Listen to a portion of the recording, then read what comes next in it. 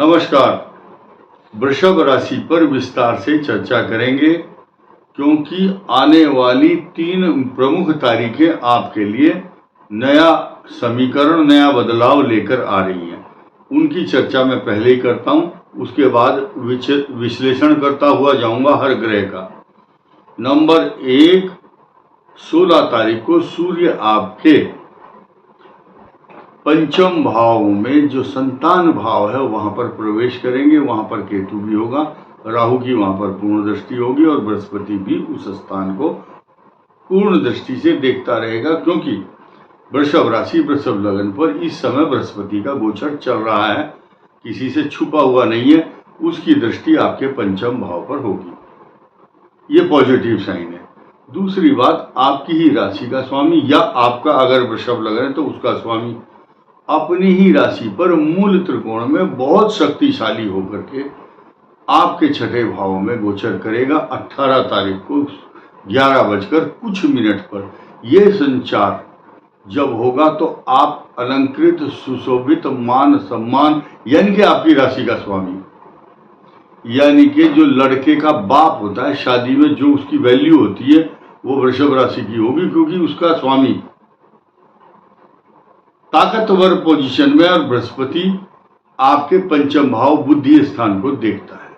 आपका भाग्य स्थान का स्वामी शनि आपके कर्म स्थान में बैठा है। नौकरी, व्यापार, प्रतिष्ठा, मान सम्मान, नौकरी में बदलाव, इंक्रीमेंट, प्रमोशन, तरक्की, और जिनके कुंडली में शनि की पोजीशन ज्यादा अच्छी है उनको तरक्की ज्यादा होगी।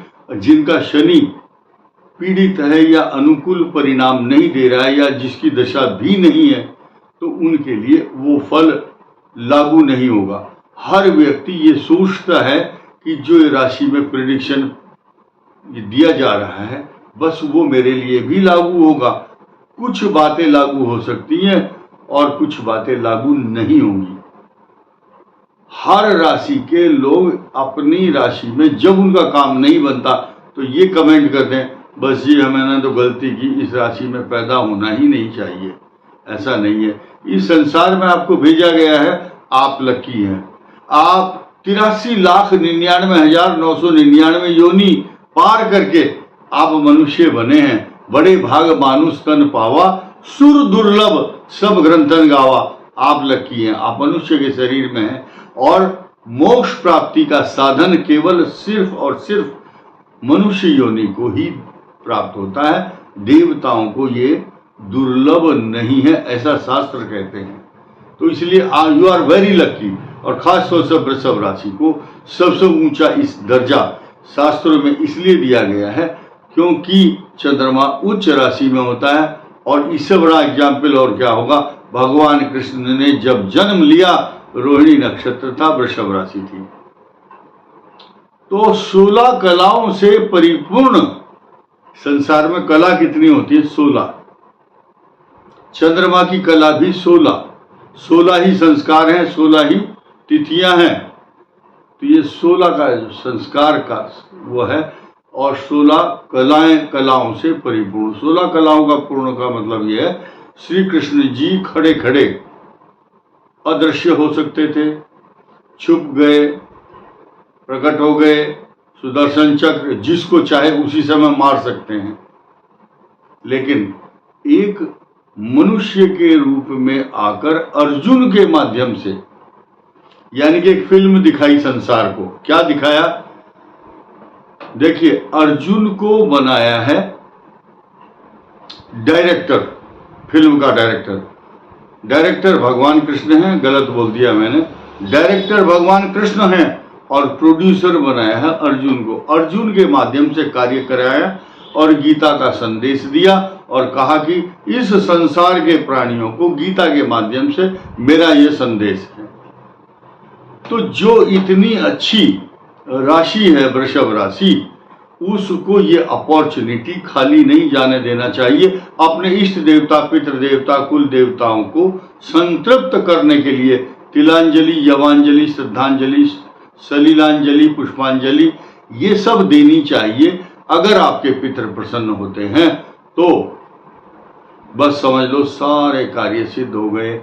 18 सितंबर से 2 अक्टूबर के बीच में ये पितृपक्ष होगा। अगर इस दौरान आपने किसी भी दिन अपने किसी ब्राह्मण के माध्यम से तर्पण, पिंड दान, पूजा, देवताओं को तिलांजलि, यवांजलि, पुष्पांजलि प्रदान कर दी तो आपका जीवन धन्य हो गया है और साथ में आपके ऊपर ऋण है।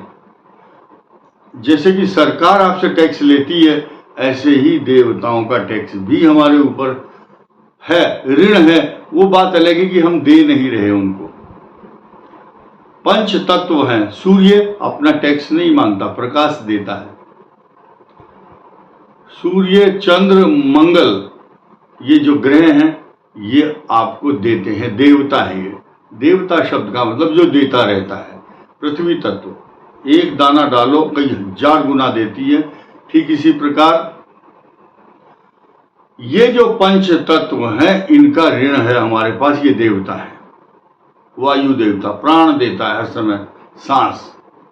अगर वायु देवता आपको प्राण ना दे तो आपका जीवन समाप्त हो जाएगा। लेकिन ये हमसे ऋण, कर्ज नहीं, वो नहीं लेते टैक्स। किस तरह से आपको तीन प्रकार के ऋण है। देव ऋण, पितृ ऋण, ऋषि ऋण। देवताओं का ऋण उतारने के लिए ऐसे जल दिया जाता है। ऐसे जल लो, ऐसे कर दो इधर से, इस सबसे छोटी उंगली के मध्य से ऐसे। और जो ऋषियों का ऋण है वो इस प्रकार जल दिया जाता है, इस प्रकार। और पितरों को अगर जल देना है तो ये अंगूठा और ये उंगली इस तरह से ओम तर्पयामी, ऐसे इधर से जल जाएगा। तो तिल, जौ से उनको संतृप्त किया जाता है। जब तृप्त हो गए देवता तो आपको वरदान देते हैं। शास्त्र कहता है याम मेधाम देवगणा पितरश्चो उपासते तया मध्य मेधाग्नि मेधाविनम कुरु। देखिए आपके 2 अक्टूबर को 4 ग्रह एक साथ होंगे आपके पंचम भाव में। वृषभ राशि वालों के लिए संतान का योग, नौकरी का योग, तरक्की, प्रॉपर्टी, पैसा, इंक्रीमेंट, प्रमोशन तथा संतान का लाभ, विवाह का योग 100% बनेगा। डिपेंड ये भी करता है कि आपकी राशि में कौन से ग्रह कितने मजबूत हैं। ये भी एक बहुत आवश्यक, ये आप अपनी कुंडली को राइट लेफ्ट जहां भी कोई अच्छे विद्वान हो उनसे संपर्क कीजिए। मुझे फोन करके मेरे से अपेक्षा नहीं करना, क्योंकि मेरे पास इतना समय नहीं है, मैं समय नहीं दे पाऊंगा। आगे बढ़ते हैं कि जो 17 तारीख को 16, 17, 18 ये 3 दिन बड़े महत्वपूर्ण आपके लिए रहने वाले हैं। साथ ही साथ एक बहुत बड़ा भद्र योग आपके लिए बनेगा 23 तारीख को। इतना अच्छा योग होगा कि मैं उसका वर्णन, बहुत समय लग जाएगा। सिर्फ यही कहूंगा भद्र योग बनने जा रहा है आपके पंचम भाव में। सूर्य का बुधादित्य योग भी बनेगा आपके लिए। ज्ञान, बुद्धि, विवेक, संतान के लिए अच्छी खबर और संतान की तरक्की तथा जो स्टूडेंट्स हैं उनके लिए एजुकेशन से संबंधित अच्छे रिजल्ट्स आने की पूरी उम्मीद है। ऐसा ग्रहों का विश्लेषण बता रहा है। इस वीडियो में इतना ही। धन्यवाद। नमस्कार।